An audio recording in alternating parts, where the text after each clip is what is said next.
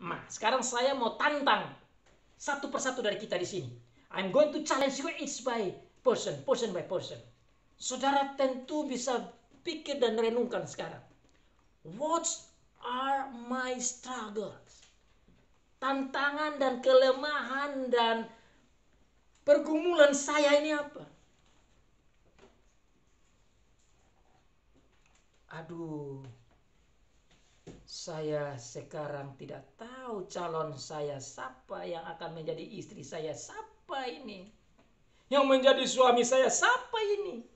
Aduh, setelah saya lulus mau kemana ini? Aduh, sekarang corona terjadi dan apa yang terjadi nanti sekarang tidak bisa keluar lockdown ini. Aduh, bagaimana kalau makanan minuman tidak ada bisa dibeli lagi? Aduh, bagaimana kalau terjadi peperangan sini sana dan kita tidak bisa keluar lagi? Bagaimana kalau orang dengan bengis dan datang mengenai kita? Aduh, saya sudah tambah tua. Saya bisa berbahaya dengan datangnya virus corona. Aduh, bapak saya bagaimana, mama saya bagaimana, kakek saya bagaimana, opa saya bagaimana, nenek saya bagaimana, aduh, orang tua saya bagaimana. Itu pergumulan kita.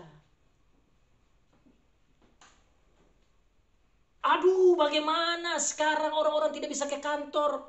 Aduh, bagaimana banyak orang yang sudah kehilangan kerja. Aduh, bagaimana pemasukan ekonomi tergoyang sekarang. Aduh, bagaimana ada kejahatan sini sana. Aduh, bagaimana dengan diri saya yang begitu terpengaruh dengan games-games saja dan saya begitu terhisap dan terikat dan maunya saya hanya nonton games dan saya kurang sayang Tuhan. Bagaimana saya ini? Aduh, bagaimana saya tidak siap diri untuk besok hari Minggu saya begitu ikut dan bergadang lama-lama sehingga hari Minggu mau dengar firman Tuhan saya mengantuk. Kenapa? Aduh, kenapa saya tidak bisa atur waktu dengan baik? Aduh, bagaimana dengan anak-anak saya yang masih kecil? Aduh, bagaimana saya lagi hamil? Bagaimana kalau saya sakit terus tiba-tiba masuk rumah sakit terus saya kena lagi virus di sana?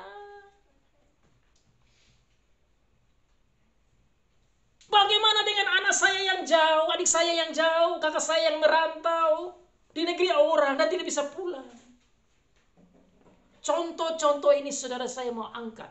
I am saying all these struggles and all these worries and pondering and thinking about our spiritual challenging and struggles and our psychological challenging and struggles. So that we connect with our Lord Jesus Christ.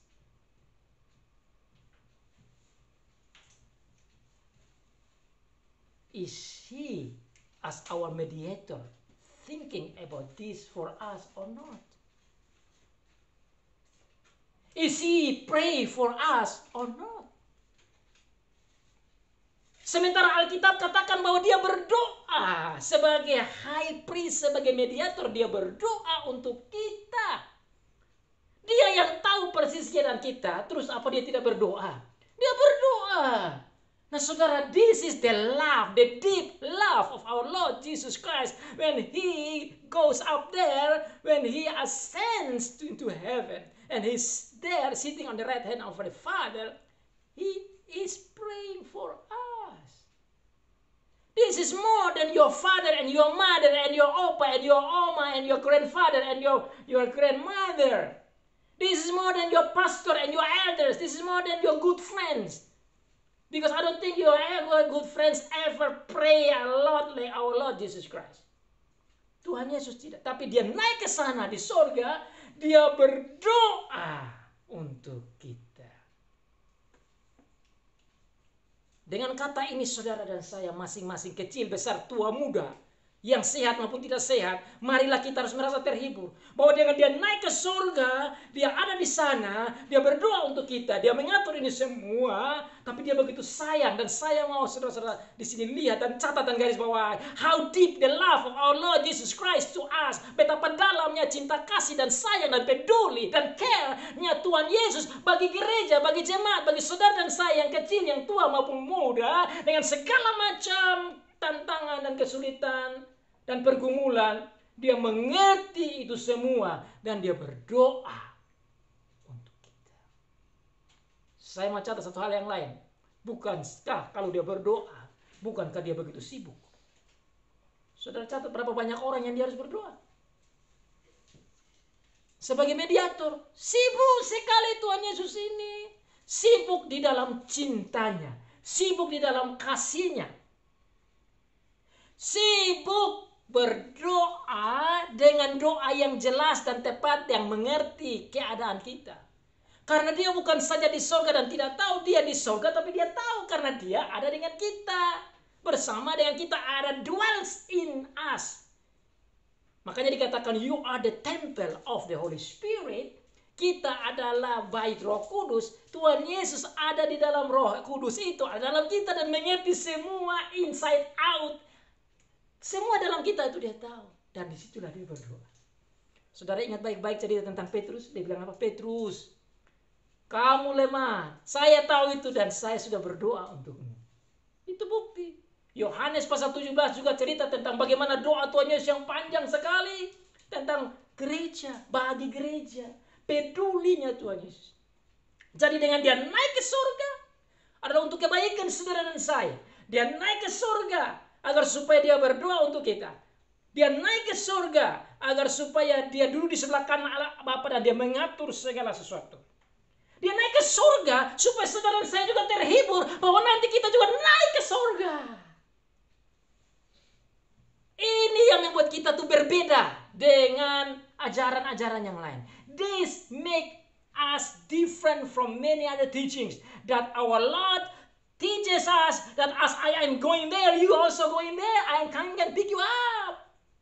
Saudara, saya juga akan ke sana. Ini petaruh jaminan yang luar biasa bahwa kita juga akan ke sana. Ini maksudnya kita mengerti artinya dan manfaatnya dan faedahnya Tuhan Yesus naik ke surga. This is the benefit and the meaning of the ascension of our Lord Jesus Christ into heaven.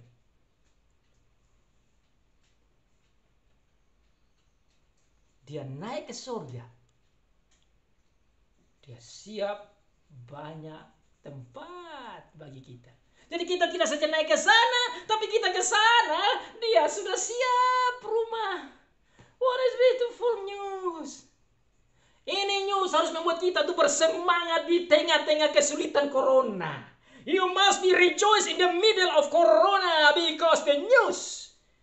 The corona shake us, but Jesus make us rejoice.